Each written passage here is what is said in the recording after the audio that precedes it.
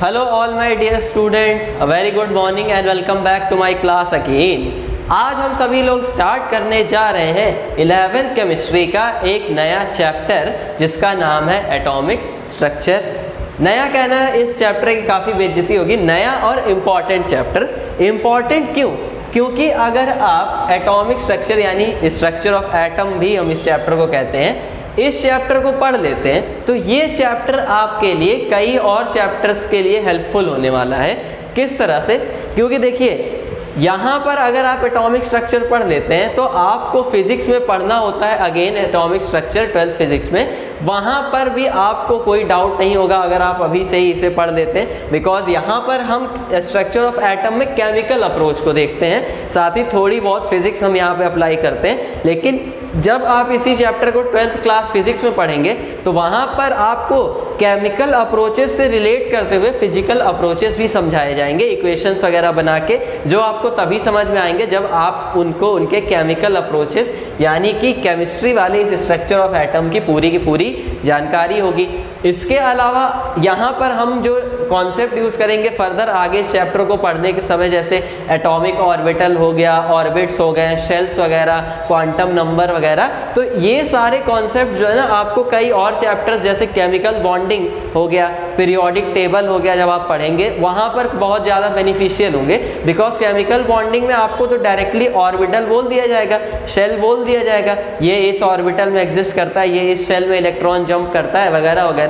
लेकिन कैसे, क्यों, क्या, ये सारी चीज़ें आपको इस चैप्टर के अंदर समझनी होती हैं। ठीक है, सब एक दूसरे से रिलेट करते हुए चलते हैं। इसके अलावा पीरियोडिक टेबल की अगर आप बात कर लीजिए तो पीरियोडिक टेबल में आपको डायरेक्टली बता दिया जाता है कि along a period number of shell constant है, नीचे बढ़ रहे हैं तो शेल बढ़ रहा है, इलेक्ट्रॉन्स बढ़ रहे हैं, एटॉमिक नंबर क्या है, मास नंबर क्या है, और ऐसी दुनिया भर की बहुत सारी चीज़ें, आइसोटोप, आइसोबार वगैरह बहुत कुछ है जो सबका सब हम इसी चैप्टर में पढ़ने वाले हैं। तो एकदम ये चैप्टर आपके लिए इम्पॉर्टेंट है बहुत ज़्यादा। पूरा फोकस आप लोग बनाए रखिएगा क्लास पे, कॉपी पेन लेके तैयार रहिए। स्टार्ट करते हैं हम अपने चैप्टर को।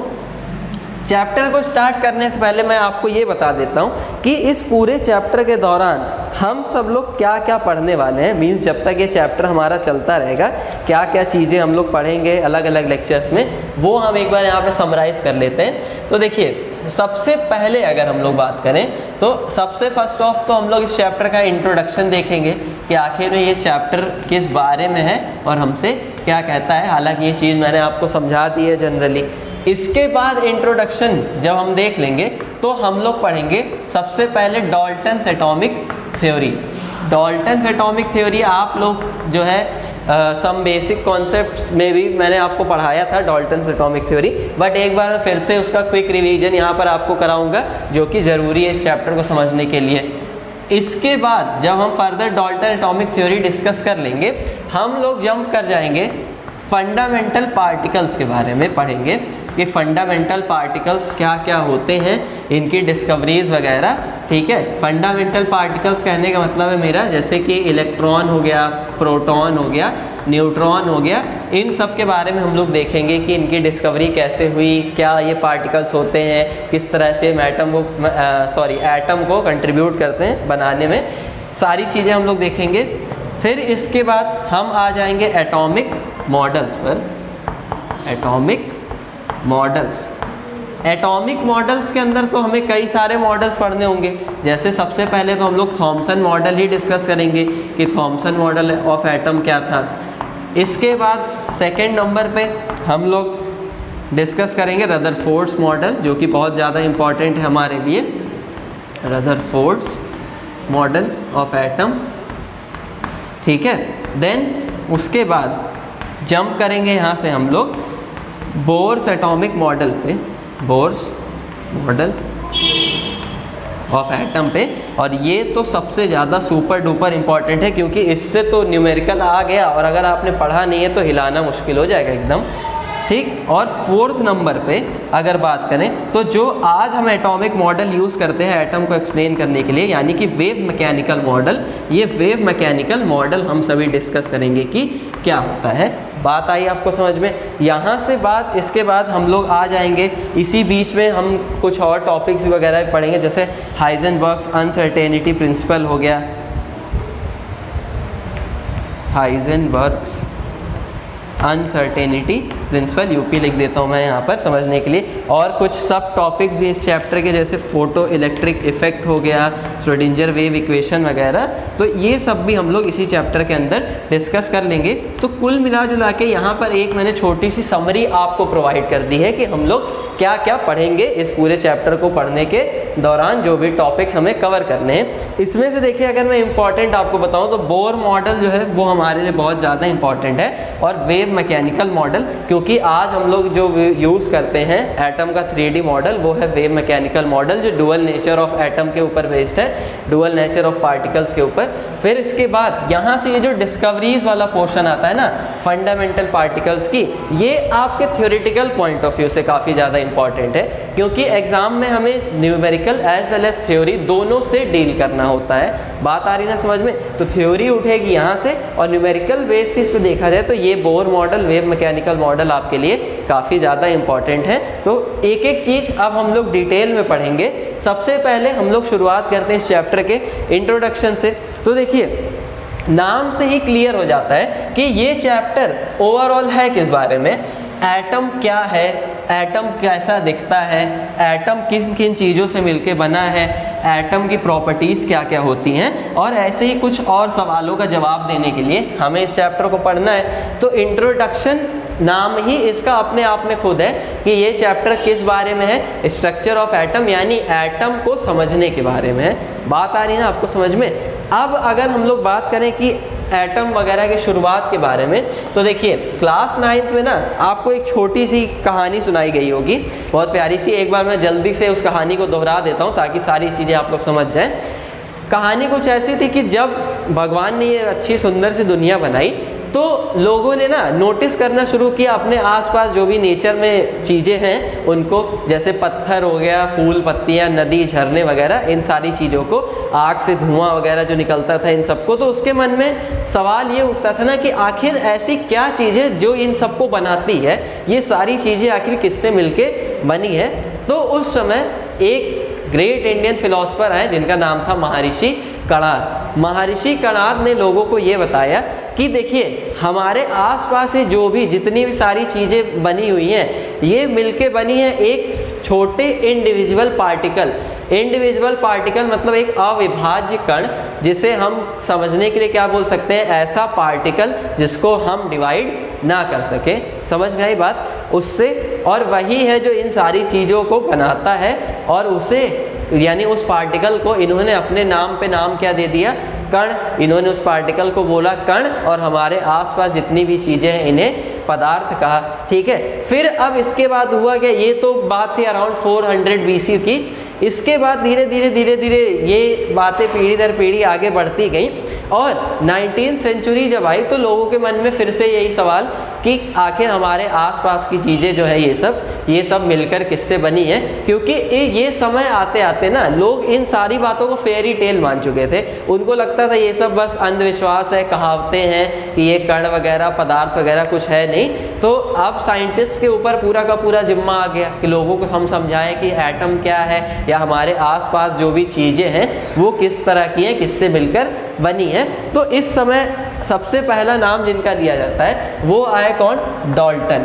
डाल्टन ने ही सबसे पहले जो है इस बात को बताया, एटम वर्ड को इंट्रोड्यूस कराया लोगों से। हालांकि ये एटम वर्ड तो बहुत पुराना है, ठीक है, ग्रीक फिलोसफर ने ये एटम वर्ड पहले ही दे दिया था महर्षि कणाद से इंस्पायर होके, लेकिन एक बार फिर से इन्होंने कुछ मॉडर्न अप्रोचेस लगाकर इस अपनी एक बढ़िया सी डाल्टन एटॉमिक थ्योरी बनाई और इसको दुनिया के सामने ला के रखा। तो अब इसके बारे में ही हम लोग समझते हैं कि आखिर ये थ्योरी हमसे कहना क्या चाहती है। तो देखिए, डाल्टन्स एटॉमिक थ्योरी एकदम सिंपल सी थी। इसमें डाल्टन ने ये बोला ना कि हमारे आसपास जो भी चीज़ें बनी हैं वो सब एक अल्टीमेट पार्टिकल, एक अल्टीमेट इंडिविजुअल पार्टिकल, मतलब ये एक सार्वभौमिक कण है। सार्वभौमिक मतलब सुपर नेचुरल पार्टिकल, एक तरीके से आप इसको कह सकते हैं। अपने आप में ये कंप्लीट है, अल्टीमेट है, और इसे आप डिवाइड नहीं कर सकते। ऐसे पार्टिकल से मिलकर हमारे आसपास की सारी चीज़ें बनी हैं। जिसे हम क्या कहते हैं, एटम कहते हैं। इस पार्टिकल को भी इन्होंने क्या नाम दिया, एटम नाम ही दिया। अब इसके बाद इन्होंने बोला कि इस एटम को ना तो आप क्रिएट कर सकते हैं और ना ही डिस्ट्रॉय कर सकते हैं, सिर्फ एक केमिकल प्रोसेस के दौरान इसको एक फॉर्म से दूसरे फॉर्म में कन्वर्ट किया जा सकता है। बात आई आपको समझ में? ये मेन पोस्टुलेट्स मैं आपको बता रहा हूँ डाल्टन्स एटॉमिक थ्योरी के बारे में, जो भी पोस्टुलेट्स हैं। और रिक्वेस्ट भी ये करूँगा कि आप इन्हें एज इट इज़ नोट करते जाइए इन योर ओन लैंग्वेज, क्योंकि अगर मैं लिख कर यहाँ आपको बताने लगूँगा तो हमारा टाइम काफ़ी ज़्यादा वेस्ट होगा। फिर इन्होंने जब ये बोला कि इसको हम क्रिएट या डिस्ट्रॉय नहीं कर सकते, सिर्फ एक फॉर्म से दूसरे फॉर्म में कन्वर्ट कर सकते हैं, तो आगे इन्होंने बोला कि जब ये पार्टिकल्स एक दूसरे से फिक्स रेशियो में रिएक्ट करते हैं तब जाके ये कंपाउंड्स बनाते हैं। बात आ गई आपको समझ में? और इन्होंने बोला कि अगर किसी एलिमेंट के एटम्स की बात की जाए तो किसी एक पर्टिकुलर एलिमेंट के जो एटम्स होते हैं वो सारे के सारे एक जैसे होते हैं, आइडेंटिकल होते हैं, मीन्स उनकी प्रॉपर्टीज़ हो गई, उनके एटॉमिक मासेस हो गए, सब कुछ एक जैसे होते हैं। और डिफरेंट एलिमेंट्स के जो पार्टिकल्स यानी एटम्स होते हैं वो कैसे होते हैं, डिफरेंट होते हैं, उनके एटॉमिक मासेस भी डिफरेंट होते हैं, प्रॉपर्टीज़ एक जैसी नहीं होती हैं। समझ में आई बात? तो ये कुछ मेन पोस्टुलेट्स थे किसके, डाल्टन एटॉमिक थ्योरी के, जो डाल्टन ने अपनी थ्योरी देते वक्त लोगों को बताई और जिसे साइंटिस्ट के थ्रू काफ़ी पसंद भी किया गया। लेकिन अब चुनौती ये थी साइंटिस्ट के सामने कि उन्हें डाल्टन्स एटॉमिक थ्योरी के एक एक पॉइंट को चेक करना था कि क्या ये बातें प्रैक्टिकली भी ट्रू हैं या फिर नहीं है। तो जब साइंटिस्ट ने इस थ्योरी को, डाल्टन्स एटॉमिक थ्योरी को प्रैक्टिकल बेस पे समझना चाहा तो इस थ्योरी के जो ज़्यादातर पॉइंट्स थे वो लगातार साइंटिस्ट को फेल होते हुए दिखाई दिए।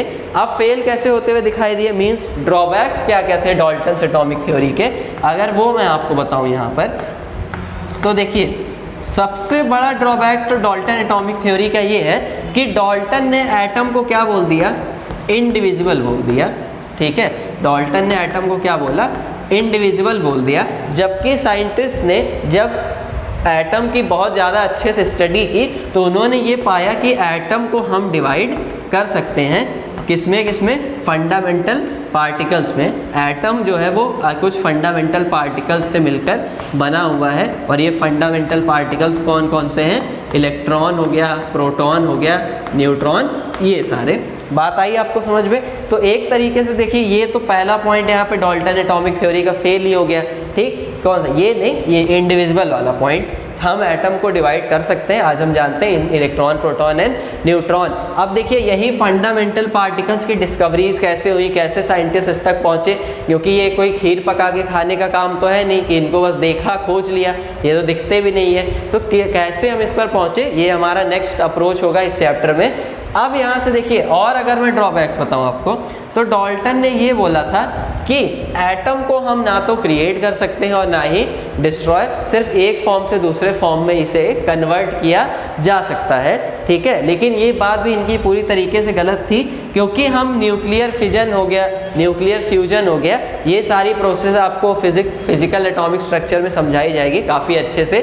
न्यूक्लियर फिजन मतलब किसी एक एटम के न्यूक्लियस को ब्रेक कर देना और उससे दो नए न्यूक्लियस बना लेना। न्यूक्लियर फ्यूजन मतलब दो के न्यूक्लियस को कंबाइन करके एक या दो और नए न्यूक्लियस बना लेना। इन सब प्रोसेसेस के थ्रू हम नए एटम्स क्रिएट भी कर सकते हैं, एज वेल एज एटम को डिस्ट्रॉय भी किया जा सकता है, पूरी तरीके से पॉसिबल है। तो एक तो ये बात भी डाल्टन एटॉमिक थ्योरी की गलत हो गई। दूसरा इन्होंने ये बोला था, तीसरा पॉइंट, कि एक एलिमेंट के सारे एटम्स एक जैसे होते हैं और डिफरेंट एलिमेंट्स के एटम्स एटॉमिक मासेस में डिफरेंट होते हैं। ये भी बात डाल्टन की पूरी तरीके से गलत थी, क्योंकि आज हमें मालूम है कि नेचर में आइसोबार्स एग्जिस्ट करते हैं।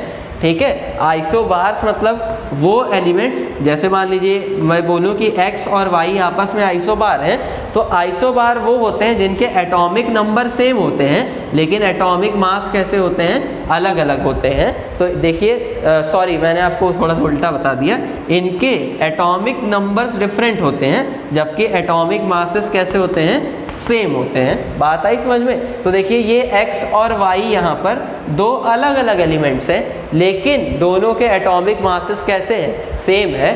तो यहाँ से आइसोबार की एग्जिस्टेंस से ये प्रूव हुआ कि डिफरेंट एलिमेंट्स के एटम्स के एटॉमिक मासेस भी सेम हो सकते हैं, ठीक है। इसके अलावा आइसोटोप्स एग्जिस्ट करते हैं नेचर में, और आइसोटोप्स क्या होते हैं, मान लीजिए अगर x और y आइसोटोप है तो इसका z जो होगा वो कैसा होगा, सेम होगा। z यानी एटॉमिक नंबर क्या होगा, दोनों के लिए सेम होगा। अब देखिए ये एटॉमिक नंबर क्या होता है, ये मास नंबर क्या होता है, ये सब हम इसी चैप्टर में आगे पढ़ने वाले हैं काफ़ी डिटेल में। एक बेसिक तो आपको मालूम है, एटॉमिक नंबर 9th वगैरह में बता देते हैं। एटॉमिक नंबर मतलब नंबर ऑफ प्रोटॉन्स कितने प्रेजेंट होते हैं किसी एटम के अंदर, ठीक। और मास नंबर मतलब कि किसी एटम के न्यूक्लियस में कितने प्रोटॉन और न्यूट्रॉन है उसका सम, ठीक। आइसोटोप्स का Z यानी एटॉमिक नंबर सेम होता है, लेकिन मास नंबर कैसा, एटॉमिक मास डिफरेंट होता है। तो देखिए अगर मैं बोलूँ यहाँ पर, सॉरी ये y नहीं, इसे भी x ही मानिए आप, तो x और x Z सेम होने की वजह से दोनों एटम्स तो एक ही एलिमेंट के हैं, लेकिन देखिए दोनों कैसे अलग अलग, मासेस दोनों के डिफरेंट हैं। तो सेम एलिमेंट के एटम्स भी डिफरेंट हो सकते हैं, और अलग अलग एलिमेंट्स के एटम्स सेम भी हो सकते हैं। यहाँ से डाल्टन एटॉमिक थ्योरी का ये पॉइंट भी डिस्कार्ड हो गया।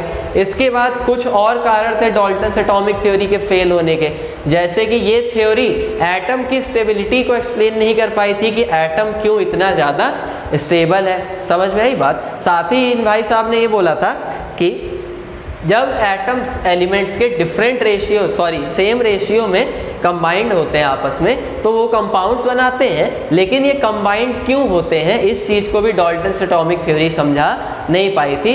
तो ये कुछ और अदर कारण थे जिसकी वजह से ये डाल्टन एटॉमिक थ्योरी फेल हो गई, और आज हम इसका यूज़ नहीं करते हैं। तो अब बात आती है यहाँ पे कि मेन तो आपने देख लिया कि एटम वर्ड से लोग किस तरह से फेमिलियर हुए, एटम वगैरह क्या था।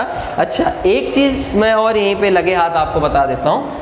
एटम ये जो वर्ड है ना, ये एक्चुअली में दो, मतलब पूरा का पूरा हम कहें तो ये इंस्पायर है किससे, एक ग्रीक वर्ड से, लेकिन एक्चुअली में ये दो वर्ड्स का कॉम्बिनेशन है, दो ग्रीक लेटर्स का। देखिए अगर हम अ और टम अलग कर दें एटम, तो ये जो अ होता है ना, इसका मतलब होता है नॉट, ग्रीक में इसका मतलब क्या होता है, नॉट। और अगर हम टम की बात करें तो टम ग्रीक वर्ड का मतलब ये होता है कि डिविजिबल। टम ग्रीक वर्ड का मतलब क्या होता है, डिविजिबल।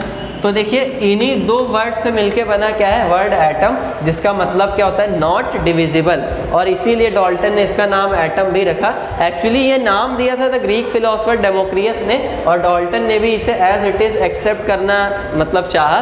क्यों, क्योंकि इसकी प्रॉपर्टीज़ वगैरह ही उनके अनुसार कुछ ऐसी थी कि इसे डिवाइड नहीं किया जा सकता।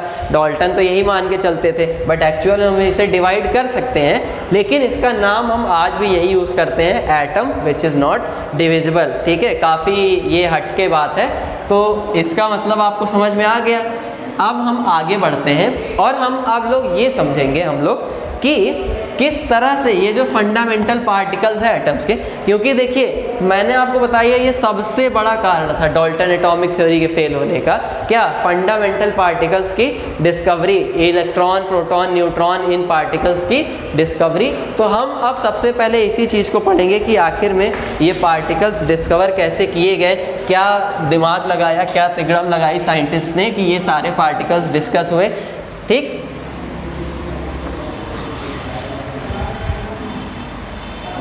चलिए हेडिंग लिखेंगे हम लोग अपनी कॉपी में, डिस्कवरी ऑफ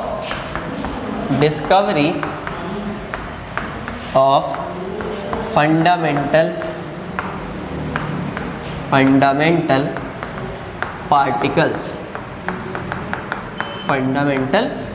पार्टिकल्स।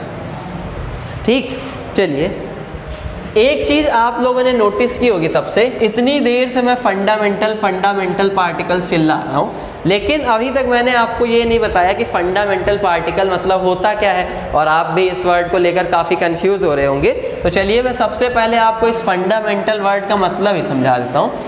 फंडामेंटल का हिंदी में अगर हम मतलब देखें ना, तो इसका मतलब होता है मूल, और पार्टिकल का मतलब क्या है, कण। तो ओवरऑल फंडामेंटल पार्टिकल मतलब क्या, मूल कण। मूल मतलब हम ऐसी चीज़ को फंडामेंटल कहते हैं, मूल कहते हैं, जो सब में प्रेजेंट हो। ठीक ठीक है, हर एक चीज़ के अंदर प्रेजेंट हो, उसी को हम क्या बोलते हैं, फंडामेंटल।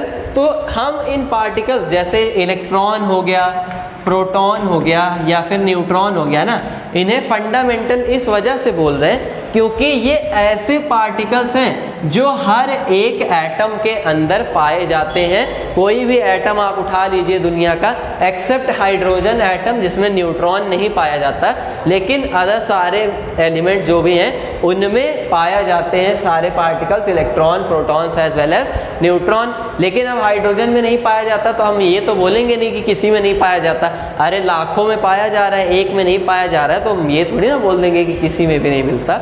समझ में आ रही ना बात?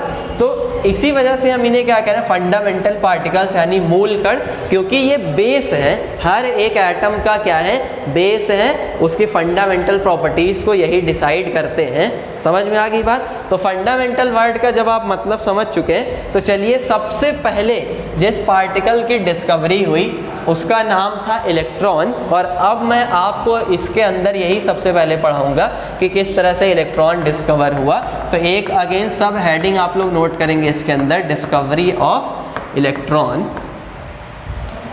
देखिए डिस्कवरी ऑफ इलेक्ट्रॉन ना, इसके पीछे एक बड़ी अद्भुत कथा है। एक्चुअली ये एक्सीडेंटली डिस्कवर हो गया था, साइंटिस्ट का कोई ऐसा इरादा नहीं था कि मैं जो है इलेक्ट्रॉन डिस्कवर करने के पर्पस से एक्सपेरिमेंट अपना कर रहा हूँ। एक्चुअली हुआ क्या, एक साइंटिस्ट थे जिनका नाम था जूलियस प्लकर, जूलियस प्लकर, ठीक है। जूलियस प्लकर भाई साहब क्या कर रहे थे, ये एक छोटा सा एक्सपेरिमेंट परफॉर्म कर रहे थे जिसमें ये इस बात को चेक करना चाहते थे कि क्या गैसेस के अंदर से इलेक्ट्रिसिटी को फ्लो कराया जा सकता है। इनका एक्सपेरिमेंट कुछ और ही था, इनका पर्पस नहीं था इलेक्ट्रॉन को डिस्कवर करना, वो तो इनसे एक्सीडेंटली हो गया, ठीक है। ये क्या करना चाह रहे थे, गैसेस के अंदर से इलेक्ट्रिसिटी पास होती है या फिर नहीं, इस चीज़ को चेक करने के लिए परफॉर्म एक एक्सपेरिमेंट कर रहे थे। अब इनके एक्सपेरिमेंट का अगर मैं आपको अरेंजमेंट दिखाऊं थोड़ा सा, एक्सपेरिमेंट जो था इनका, उसका अरेंजमेंट देखिए कैसा था। इन्होंने एक ऐसी बढ़िया ग्लास की ट्यूब ले रखी थी, थोड़ी सी बेहतरीन बनाते हैं, ये कुछ ऐसा, और इस ग्लास की ट्यूब में इन्होंने ऐसे साइड में ऐसे दो इलेक्ट्रोड्स लगा रखे थे। एक इलेक्ट्रोड आपका ये हो गया और दूसरा आपका ये है इलेक्ट्रोड। बात आ गई आपको समझ में? और यहाँ पे इसमें से जो है गैस वगैरह भरने के लिए एक रास्ता था, क्योंकि अब गैसेस की कंडक्टिविटी चेक करनी है तो रास्ता तो होना ही चाहिए, जिसे इन्होंने एक ऐसे स्टॉप कॉर्क अरेंजमेंट से बंद करके रखा था। ठीक, एक तरीके से आप इसे एक टैप समझ सकते हैं कि जब इसे बंद कर दो तो ये रीजन क्या हो जाएगा, ब्लॉक हो जाएगा। बात आई आपको समझ में? अब इन्होंने फिर देखिए किया क्या, इसका जो बीच का रीजन था इस ग्लास ट्यूब का, इसमें उन्होंने भर दी एक गैस, इसमें इन्होंने क्या भर दी, एक गैस भर दी।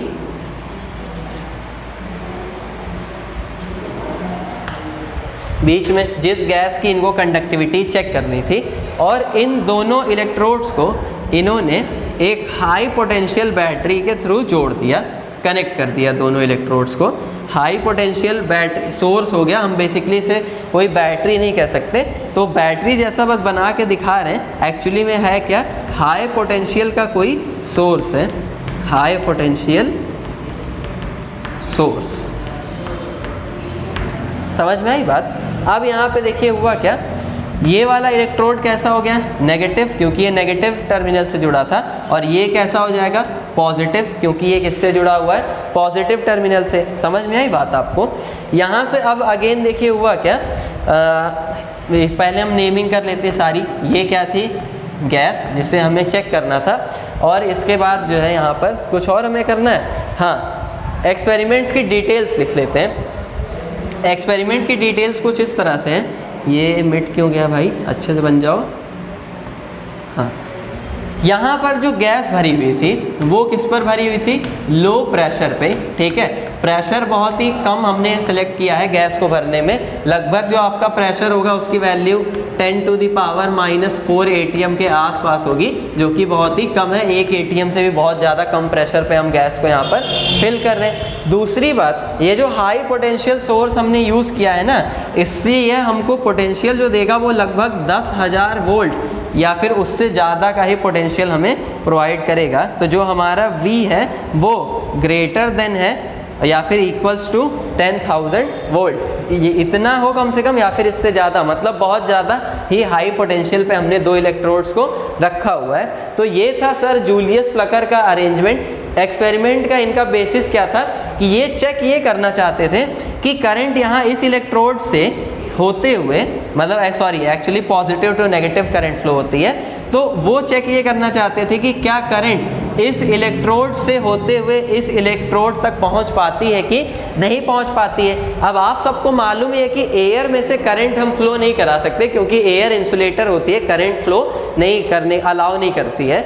लेकिन अब ये चेक करना ये चाहते थे कि अगर ये गैस कंडक्टिंग नेचर की हुई, मतलब ये गैस ऐसे नेचर की हुई कि इसमें से हम इलेक्ट्रिसिटी को फ्लो करा सकें, तो ज़रूर करंट यहाँ से यहाँ इस इलेक्ट्रोड तक फ्लो हो जाएगी। और इस बात का उन्हें पता कैसे चलेगा, यहाँ पर लगे हुए एक गैल्वेनोमीटर के थ्रू या करंट मेजरिंग कोई भी डिवाइस होगा जो नॉर्मली हम यूज़ कर लेंगे।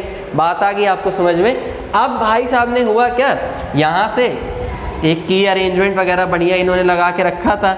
इन्होंने किया क्या, की ऑन की, यहाँ से की को टैप किया, सर्किट में करंट फ्लो होना चालू।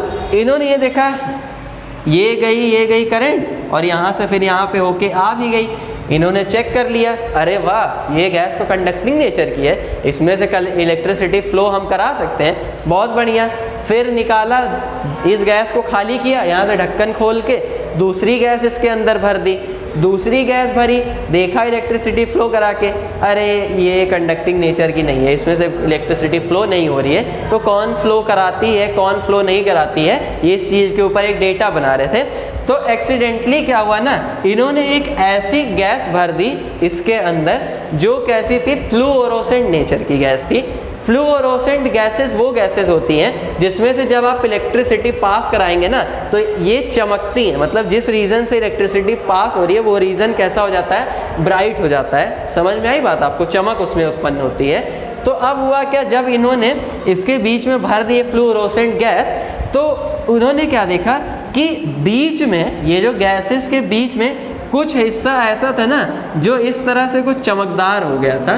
बीच का रीजन ऐसे एक स्ट्रेट लाइन जितना हिस्सा जो था वो कैसा हो गया था, चमकदार हो गया था, गैस का ब्राइट हो गया था। तो इन्होंने देखा हिस्सा चमकदार और उसको समझ लिया क्या, चमत्कार। फिर इन्होंने थोड़ा सा दिमाग लगाया, इन्होंने बोला ना कि ये कोई ऐसी वैसी चीज़ नहीं है जो मैंने ये डिस्कवर कर दी है, ज़रूर कुछ ना कुछ बात है इसमें। और जब उन्होंने इसकी स्टडी की काफ़ी अच्छे तरीके से, तो उनको पता ये चला कि भाई साहब ये जो चमकदार हिस्सा आपको एक्चुअली में दिख रहा है गैस के बीच में, ये क्या है, कैथोड रेज है। ये क्या है, कैथोड रेज है। बात आई समझ में। कैथोड रेज इन्होंने उसे नाम क्यों दिया, क्योंकि इन्होंने ये देखा कि ये जो रेज है वो इस नेगेटिव इलेक्ट्रोड, जिसे हम क्या कहते हैं, कैथोड कहते हैं, इस इलेक्ट्रोड से निकलती हैं, मतलब कुछ यहाँ इस तरह से, और किधर की तरफ मूव करती हैं, ये मूव करती हैं एनोड वाले इलेक्ट्रोड। ये जो पॉजिटिव इलेक्ट्रोड है इसे हम लोग कहते हैं एनोड इलेक्ट्रोड। समझ में आ गई बात। तो इसी वजह से इन रेस का नाम क्या रख दिया गया, कैथोड रेस, क्योंकि ये कैथोड से निकलकर एनोड की तरफ मूव करती थी। समझ में आ गई बात आपको। अब जब इन्होंने देखा कि अरे ये तो कैथोड रेज है, फिर इन्होंने गैस हटाई और देखा कि क्या ये रेस क्रिएट होती है फिर से या फिर नहीं होती हैं। तो जब इन्होंने गैस हटा दी तो आप खुद सोचिए क्या रेस क्रिएट हुई होंगी या फिर नहीं हुई होंगी। रेस एक बार फिर क्रिएट हुई, लेकिन एक्चुअली में इनको दिखाई नहीं पड़ी दोबारा। क्यों, क्योंकि अब बीच में कोई फ्लोरोसेंट गैस वगैरह नहीं भरी थी। फिर इनको क्या लगा कि अरे हो सकता है ये रेस सिर्फ गैस की ही वजह से आती हो। इन्होंने फिर कोई दूसरी गैस भरी जो फ्लोरोसेंट नेचर की नहीं थी। फिर इन्होंने जो है अपना पूरा अरेंजमेंट ऑन किया, फिर इन्होंने क्या देखा कि अब भी रेज दिखाई मुझे नहीं पड़ी, जबकि रेज उस समय भी प्रोड्यूस हुई थी।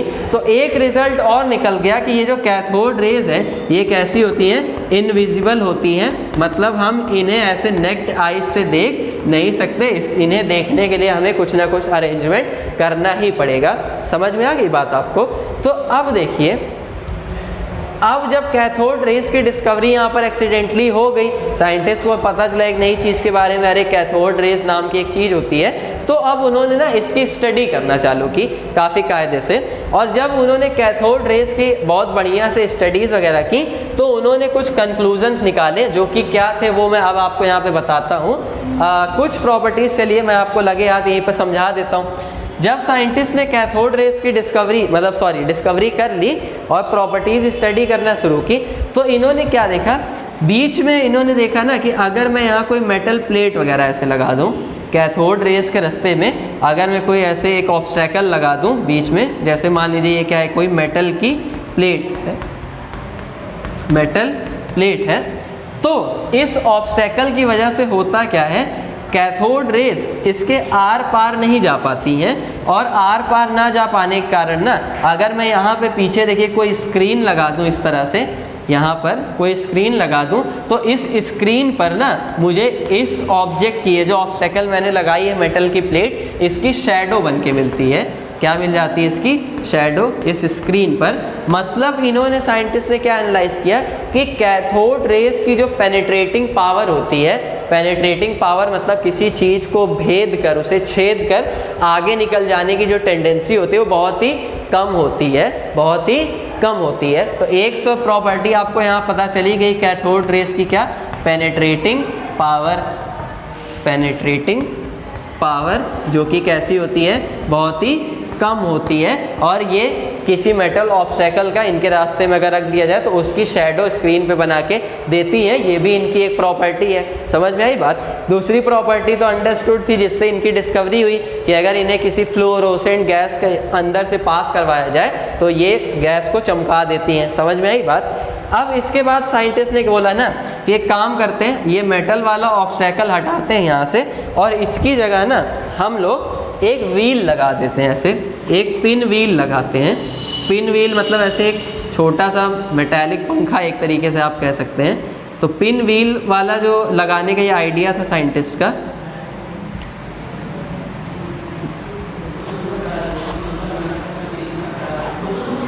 और फिर ऐसा ये कि एक पिन व्हील लगा दी जाए और इसको लगा के ऐसे बस रख दें। तो साइंटिस्ट ने जब क्या किया, ये पिन व्हील यहाँ बीच में लगा दी। ये पिन व्हील देखिए कुछ कैसी लगाई गई, ये आपका मान लीजिए, मैं आपको ऐसे विजुलाइज करवाता हूँ थोड़ा सा। ये आपका इलेक्ट्रोड है, मानिए कौन सा, ये वाला, यानी कैथोड वाला, और ये आपका एनोड वाला इलेक्ट्रोड है। आपकी कैथोड रेज यहाँ से निकल रही है और इस वाले इलेक्ट्रोड तक पहुँच रही है। बीच का ये जो रीजन है, इसमें साइंटिस्ट ने ना क्या किया कि जैसे ये अगर सपोज करिए पिन व्हील है, तो यहाँ पे बीच के रीजन में इन्होंने इलेक्ट्रोड के बीच में ऐसे पिन व्हील लगा दी। तो अब जब कैथोड रेज यहाँ से गुजरेंगी तो इससे टकराएंगी, और अगर टकराएंगी तो देखते हैं क्या होता है। तो अब जब यहाँ से कैथोड रेज पास हुई, पिन व्हील से जब कैथोड रेज टकराई, तो ये जो पिन व्हील था ये घूमने लगा। अब घूमने जब ये पिन व्हील लगा तो साइंटिस्ट को बहुत ज़्यादा आश्चर्य हुआ, बहुत ज़्यादा वो लोग एकदम सदमे में आ गए, इस वजह से कि क्या रेस के अंदर, वेव के अंदर इतनी पावर कि पिन व्हील को घुमा दे।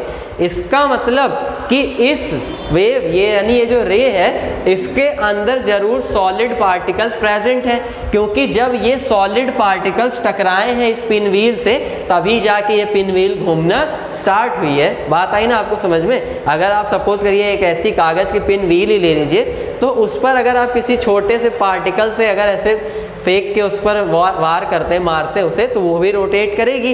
तो सेम वही आइडिया साइंटिस्ट ने यहाँ भी लगाया कि पिन व्हील घूमने लगी। इसका मतलब ये कि कैथोड रेज जरूर सॉलिड मैटर पार्टिकल्स से मिलकर बनी है। यानी दूसरा, अब यहाँ से आपको ये पता चला कि कैथोड रेज के अंदर सॉलिड मैटर पार्टिकल्स पाए जाते हैं, सॉलिड पार्टिकल्स मिलते हैं। मैं यहाँ हिंट वाइज फॉर्म में लिख दे रहा हूँ, एक एक चीज़ आपको नोट करनी होगी खुद से। बात आई समझ में? अब जब यहाँ में सॉलिड पार्टिकल्स पता चल गए लोगों को, फिर क्या देखा गया कि कैथोड रेज जो होती हैं वो हीटिंग इफेक्ट्स भी प्रोड्यूस करती हैं। कैथोड रेज हीटिंग इफेक्ट भी प्रोड्यूस करती है। मींस अगर इस मेटल के ऑब्स्टेकल को, ये जो हमने इसके पहले मेटल का टुकड़ा यहाँ पे लगा के रखा था, बहुत देर तक अगर रख दिया जाए कैथोड रेज के वे में, तो ये मेटल का पीस गर्म होने लगता है। अब मेटल का पीस गर्म होना मतलब कैथोड रेज हीटिंग इफेक्ट भी प्रोड्यूस करती हैं, और हीटिंग इफेक्ट प्रोड्यूस करने का मतलब ये है कि इनके जो पार्टिकल्स होते हैं, फोर्थ प्रॉपर्टी देखिए, उनके पास काइनेटिक एनर्जी भी होती है। उनके पास में काइनेटिक एनर्जी का मतलब वो एनर्जी जो किसी पार्टिकल या किसी भी सब्सटेंस के मोशन के दौरान उसके साथ होती है। जैसे अगर हम दौड़ रहे हैं तो मेरे पास काइनेटिक एनर्जी है, अगर मैं रुक गया तो मेरी काइनेटिक एनर्जी जीरो। बात आई समझ में? तो मैटर पार्टिकल्स होते हैं, इस वजह से हीटिंग इफेक्ट प्रोड्यूस होता है, और हीटिंग इफेक्ट प्रोड्यूस होने का मतलब ये है कि इन पार्टिकल्स के पास में काइनेटिक एनर्जी भी है। मींस कैथोड रेज की जो भी वेलोसिटी है, जो भी गति है, वो किसकी वजह से है? इन्हीं मैटर पार्टिकल्स की काइनेटिक एनर्जी की वजह से।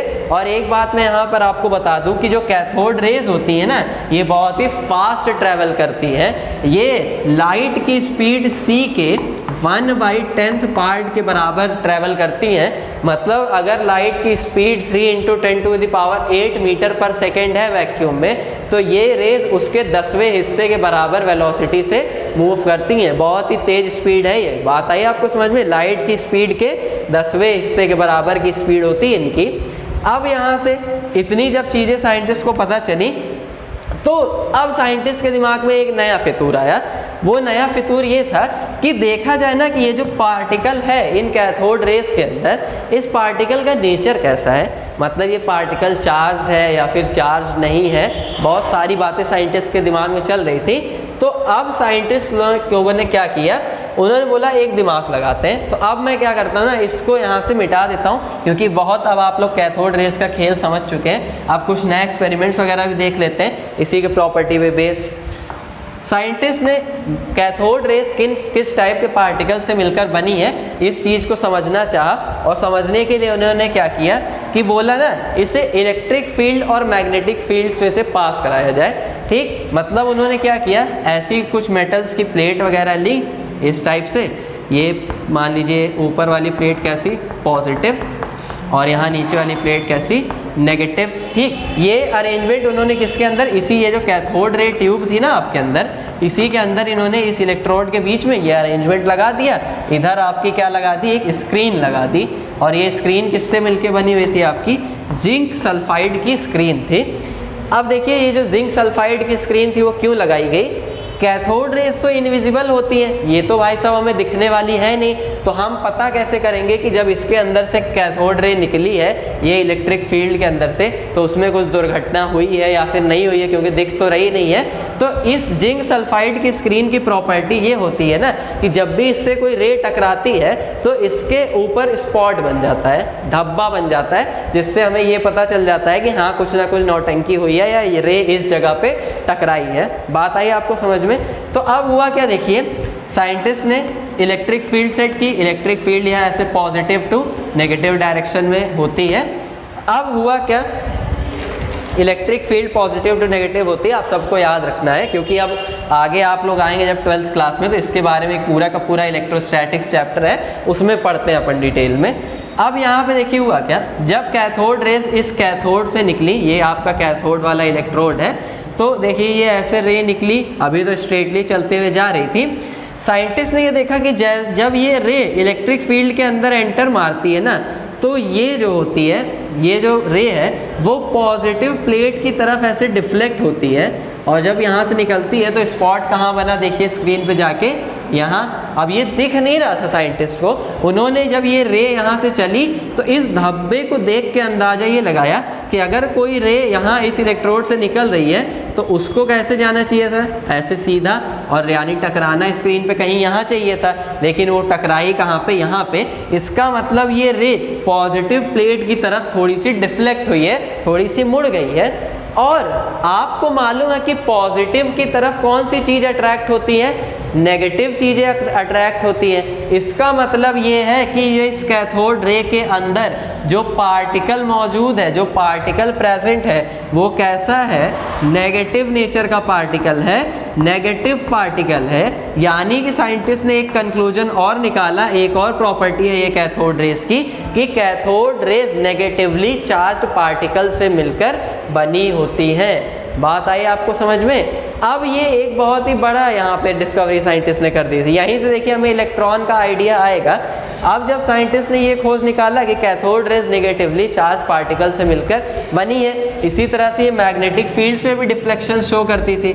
मैग्नेटिक फील्ड्स में भी जब इसको पास कराया जाता था तो ये किसी न किसी एक पोल की तरफ यहाँ से डिफ्लेक्ट होगी। अब ये किसकी तरफ डिफ्लेक्ट होगी ये आपको अभी अगर मैं समझाऊंगा तो उतने अच्छे समझ में आने वाला नहीं है, बिकॉज मैग्नेटिक कॉन्सेप्ट जो होते हैं वो बिल्कुल डिफरेंट है जो आप क्लास 12 में पढ़ेंगे। बस इतना समझिए कि डिफ्लेक्शन होगा। इलेक्ट्रिक फील्ड में डिफ्लेक्शन थोड़ा आसान था, इसलिए मैंने आपको विजुअलाइज करके यहाँ पर दिखा दिया। बात आ गई समझ में? अब ये देखिए, जब साइंटिस्ट ने पता चला कि ये नेगेटिव पार्टिकल से मिलके बनी है कैथोड रेस, तो बस जूलियस प्लकर का काम इतना ही था। इन्होंने ये सारी डेटा वगैरह दे दिया साइंटिस्ट को, बोला अब मैं तो महान बनी चुका हूँ, कुछ मौका थोड़ा सा आप लोगों को भी देता हूँ, आप लोग भी अपनी महानता थोड़ी सी दिखा दीजिए। तो महानता दिखाने में सबसे आगे आए एक भाई साहब जिनका नाम क्या था, जे थॉमसन। एक साइंटिस्ट हैं, नाम क्या था, जे थॉमसन। जे थॉमसन ने ही सबसे पहले क्या किया कि कैथोड रेस का ना जो पार्टिकल्स थे इसके अंदर उनका E/m रेशियो निकाला। ठीक है, यानी E/m क्या होता है, charge to mass ratio. Charge जो था इन नेगेटिवली चार्ज पार्टिकल्स पे, उसका मास के साथ में, उन पार्टिकल्स का जो मास था उसके साथ में रेशियो निकाला, एक्सपेरिमेंट्स किए। और इन्होंने क्या किया ना, हर बार ये जो कैथोड रे ट्यूब थी इसके अंदर की गैस बदल बदल के ये रेशियो कैलकुलेट किया।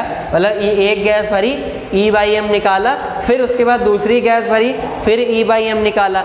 अब हर बार E/m यानी चार्ज टू मास रेशियो निकालने पे इन्होंने क्या देखा कि ये जो रेशियो था ना वो गैस के नेचर के ऊपर बिल्कुल भी डिपेंड नहीं करता था। मतलब आप गैस कुछ भी भर दीजिए, ये जो E/m रेशियो आने वाला था वो बिल्कुल कैसा आने वाला था, हर बार एक ही आता था। बात आई समझ में?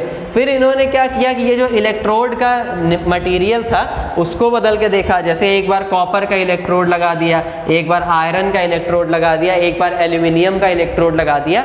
इस तरह से इलेक्ट्रोड के नेचर को बदल बदल के भी इन्होंने इसकी स्टडी करना शुरू की। और फिर इन्होंने यही देखा कि E/m रेशियो तब भी सेम ही आता था। मतलब कि ना ये गैस के नेचर के ऊपर डिपेंड कर रहा है, ना ही इलेक्ट्रोड के नेचर के ऊपर। तो अब जो जे थॉमसन थे वो इस मतलब कंक्लूजन के ऊपर पहुंच गए कि जो भी नेगेटिवली चार्ज पार्टिकल इसके अंदर प्रेजेंट है वो कैसा है, यूनिवर्सल है, हर एक चीज में पाया जाता है और वो किसी के भी नेचर के ऊपर क्योंकि डिपेंड नहीं कर रहा था, इसी से वो इस रिजल्ट पे पहुंचे थे कि ये हर एक चीज में पाया जाता है। क्योंकि मान लीजिए एक गैस आपने भरी, उसमें अगर ये होता और दूसरी गैस में ना होता तो E/m रेशियो तो चेंज आता, लेकिन ये हर गैस के अंदर प्रेजेंट था, हर मटीरियल के अंदर प्रेजेंट था। इसी से जो है जे थॉमसन ने ये कंक्लूजन निकाला कि ये यूनिवर्सल फंडामेंटल पार्टिकल है, मतलब ऐसा पार्टिकल है जो हर एक चीज में पाया जाता है। बात आई आपको समझ में? अब यहां से हुआ क्या, जे थॉमसन ने इसके नेगेटिव नेचर को देखते हुए बहुत बड़ी बात मैं आपको बताने जा रहा हूं, ध्यान रखिएगा। जे थॉमसन ने इसके नेगेटिव नेचर को देखते हुए, ये जो पार्टिकल था इसके नेगेटिव नेचर को ध्यान में रखते हुए इसका नामकरण किया और इसका नाम उन्होंने क्या रखा, नेगाट्रॉन। इसको नाम उन्होंने क्या दिया, नेगाट्रॉन। बात आई समझ में? नेगेटिव, नेगा इंस्पायर फ्रॉम नेगेटिव एंड ट्रॉन उन्होंने अपनी तरफ से दे दिया, तो नेगाट्रॉन पार्टिकल इन्होंने नाम दिया किसको, इस नेगेटिव पार्टिकल को, जिससे बाद में एक स्टोने नाम के साइंटिस्ट थे, उन्होंने बदल कर क्या रख दिया, इलेक्ट्रॉन रख दिया। और इसी नेगेटिवली चार्ज पार्टिकल इलेक्ट्रॉन को आज हम सभी जानते हैं। बात आई ना आपको समझ में? तो यहाँ से इस तरह से डिस्कवरी हुई किसकी, इलेक्ट्रॉन की। एक एक्सीडेंटल वे से जूलियस प्लकर के एक छोटे से एक्सपेरिमेंट के थ्रू इतने सारे आइडियाज़ तक साइंटिस्ट पहुंच गए। आप सबने देखा ना, एकदम step by step chain wise scientist पहुंचे हर एक चीज़ के ऊपर। जो मैंने अप्रोचेस अभी आपको सारे बताए, एक एक प्रॉपर्टी डिस्कस करते हुए फाइनली हमें मिल चुका था एटम का पहला फंडामेंटल पार्टिकल, जिसका नाम था इलेक्ट्रॉन। तो अब अगर आपसे कभी कोई पूछे कि बताइए इलेक्ट्रॉन की डिस्कवरी की किसने, तो आप किसका नाम लेंगे? जूलियस प्लकर का, यहाँ से जे थॉमसन का, या फिर स्टोने का? तो आपको बोलना होगा कि इलेक्ट्रॉन की डिस्कवरी की सर जे थॉमसन ने। बात आई समझ में?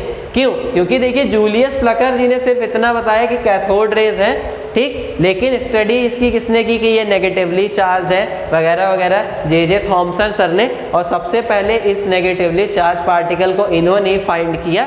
नाम भले ही नेगेट्रॉन रखा, बाद में तुम इलेक्ट्रॉन आप इसे कह सकते हैं, लेकिन इसकी खोज आखिर की किसने? सर जे थॉमसन ने। बात आ गई ना आप लोगों को समझ में? अब यहाँ से देखिए, ये पढ़ने के बाद इन्होंने इसका बढ़िया से E/m रेशियो वगैरह सब कुछ कैलकुलेट कर लिया। अब इसके बाद साइंटिस्ट के सामने चैलेंज ये था कि इस पर आखिर कैलकुलेट किया जाए कि जो चार्ज आता है आखिर वो चार्ज है कितना इस पार्टिकल के ऊपर। और भी कई सारी चीज़ें साइंटिस्ट के सामने थी इस पार्टिकल की, और डीप स्टडी उनको करनी थी, क्योंकि अब वो इसको जान चुके थे। तो अब यहाँ से एक और बंदा सामने आया जिसका नाम था मिलिकन, R.H. मिलिकन इनका पूरा नाम है, सर R.H. मिलिकन। मिलिकन ने किया एक बहुत ही बेहतरीन फेमस एक्सपेरिमेंट जिसे हम लोग ना जानते हैं मिलिकन्स ऑयल ड्रॉप एक्सपेरिमेंट के नाम से। Millikan's oil drop experiment. देखिए अपने इस ऑयल ड्रॉप एक्सपेरिमेंट में मिलिकन का मोटिव क्या था? कुल मिला जुला के कितना चार्ज होता है इलेक्ट्रॉन के ऊपर, यानी चार्ज ऑन इलेक्ट्रॉन, इसको कैलकुलेट करना। बात आई ना आपको समझ में? अब ये ऑयल ड्रॉप एक्सपेरिमेंट है क्या? एक चीज़ तो उससे पहले मैं आपको ये बता दूं कि ये बहुत ही ज़्यादा इंपॉर्टेंट है, क्योंकि आपसे एग्जाम्स में डायरेक्टली ही पूछ लिया जाता है कि मिलिकन्स ऑयल ड्रॉप एक्सपेरिमेंट को समझाइए, ठीक है? अब देखिए Millikan's oil drop experiment, motive आपको ध्यान रखना है, क्या कैलकुलेट करना चाहते थे मिलिकन? इलेक्ट्रॉन का चार्ज। इन्होंने एक्सीडेंटली कुछ भी नहीं किया, वो सिर्फ जूलियस प्लकर ने किया था स्टार्टिंग में। मिलिकन ने क्या किया, एक ऐसा बर्तन लिया, ऐसा एक टैंक कुछ इस टाइप का, और इस टैंक में उन्होंने डेवलप की ऐसे दो प्लेट्स, ठीक है? एक ऊपर वाली जो प्लेट थी इसमें उन्होंने कुछ जगह पर क्या किए, ऐसे गैप्स बना दिए बीच बीच में, जैसे इस प्लेट में ये गैप बन गया। बात आई समझ में? और इस वाली प्लेट को कैसा दिया?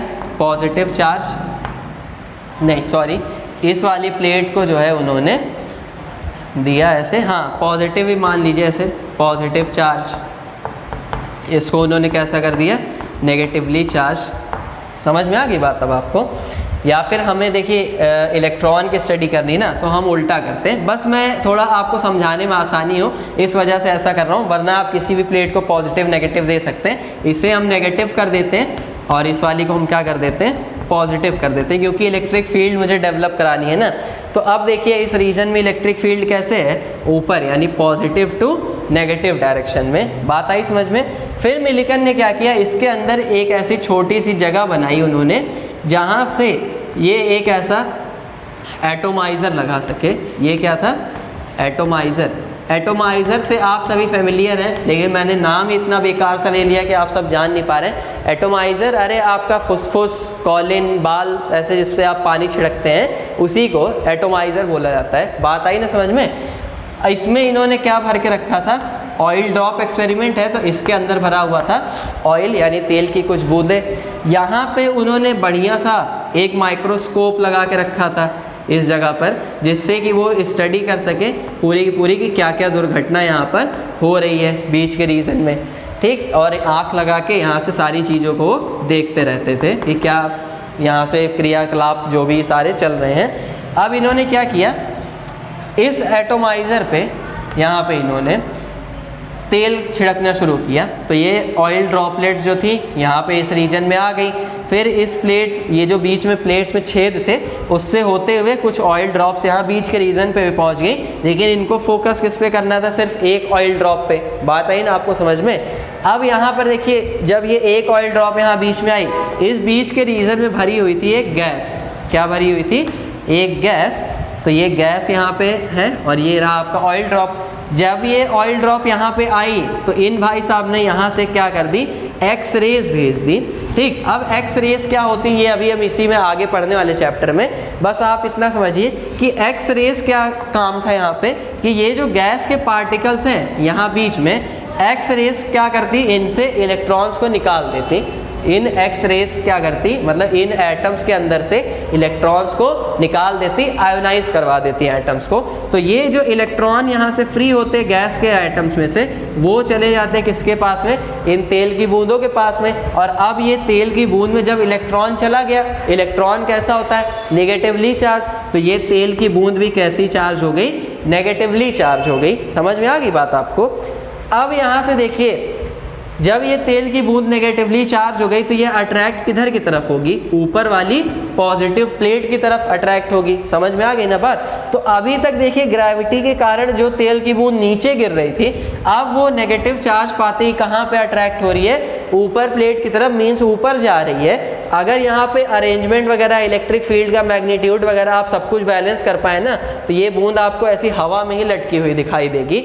समझ में आ रही बात। तो मिलकर ने जब इतना सारा काम कर लिया तो फिर इन्होंने इलेक्ट्रिक फील्ड की स्ट्रेंथ कितनी है, मान लीजिए ई है, ठीक है, इस तेल की बूंद पे चार्ज कितना है, मान लीजिए Q के बराबर है, और इस बूंद की रेडियस कितनी है, तेल की डेंसिटी क्या है, और भी कई सारे वेलोसिटी, मतलब किस स्पीड से बूंद नीचे गिर रही थी, किस स्पीड से बूंद ऊपर जा रही है, इन सारे डेटा की हेल्प से अपनी बढ़िया मैथमेटिक्स कैलकुलेशंस वगैरह को अप्लाई करते हुए हमें निकाल के दे दिया सीधे सीधे क्या, इलेक्ट्रॉन का चार्ज। और इलेक्ट्रॉन का चार्ज जो मिल्कन सर ने कैलकुलेट किया वो आया कितने के बराबर, 1.59 इंटू 10⁻⁻19 कूलॉम के बराबर। बात आई समझ में। ये क्या थी, कैलकुलेटेड वैल्यू बाय RH मिल्कन। इन्होंने इलेक्ट्रॉन के ऊपर चार्ज इतने कूलॉम कैलकुलेट किया। और अब आप लोग डायरेक्टली भी याद रखिएगा कि इलेक्ट्रॉन के ऊपर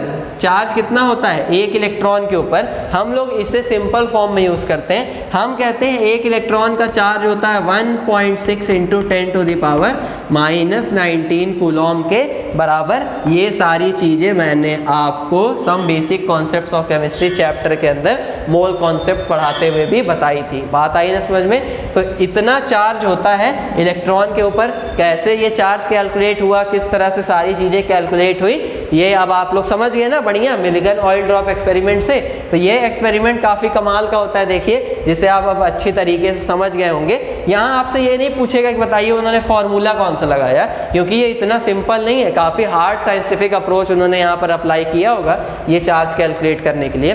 ठीक, अब जब चार्ज कैलकुलेट हो गया तो यहाँ से चार्ज की हेल्प से वापस से इलेक्ट्रॉन का मास भी हम कैलकुलेट कर सकते हैं। कैसे, क्योंकि देखिए हमें मालूम होता है इन इलेक्ट्रॉन्स के लिए E/m रेशियो की वैल्यू, कि E/m कितना होता है। यहाँ से देखिए E/m है जो, मैं उसे कुछ इस तरह से अगर लिख दूँ कि E/m डिवाइड बाई यहाँ पे क्या आपका E। बात आई समझ में। तो ये E/m अपॉन में E मैंने यहाँ पे ऐसे लिख दिया। अब देखिए E/m की वैल्यू तो मुझे मालूम होती है, क्योंकि सर जो जे थॉमसन ने मुझे E/m की वैल्यू यहाँ से निकाल के दे ही दी थी।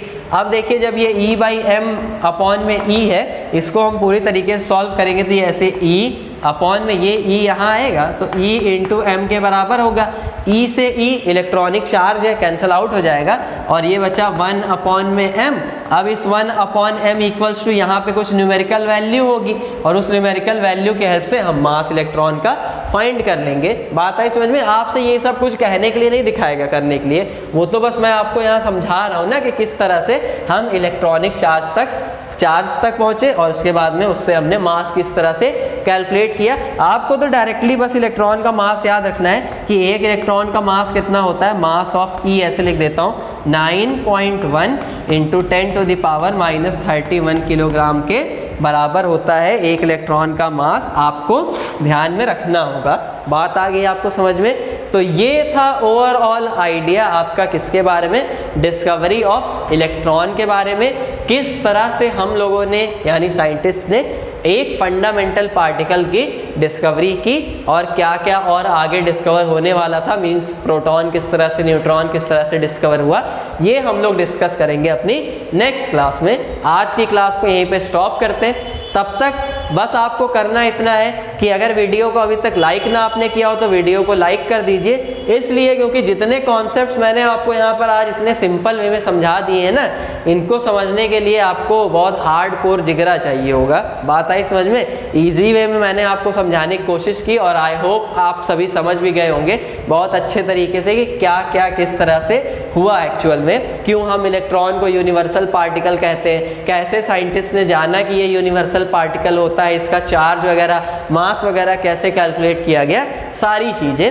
अब इसके अलावा देखिए आपको एक और काम करना है कि नोट्स अपने प्रॉपर एकदम बना के रखने हैं, ठीक? क्योंकि अगर आप अच्छे से नोट्स बनाएंगे तो आपको रिवाइज करने में आसानी होगी और तभी रिवाइज अगर आप करेंगे तो आगे की चीजें समझ पाएंगे। तब तक के लिए अपना और अपने फैमिली का ध्यान रखिए। मिलेंगे हम लोग अपनी अगली क्लास में। बाय।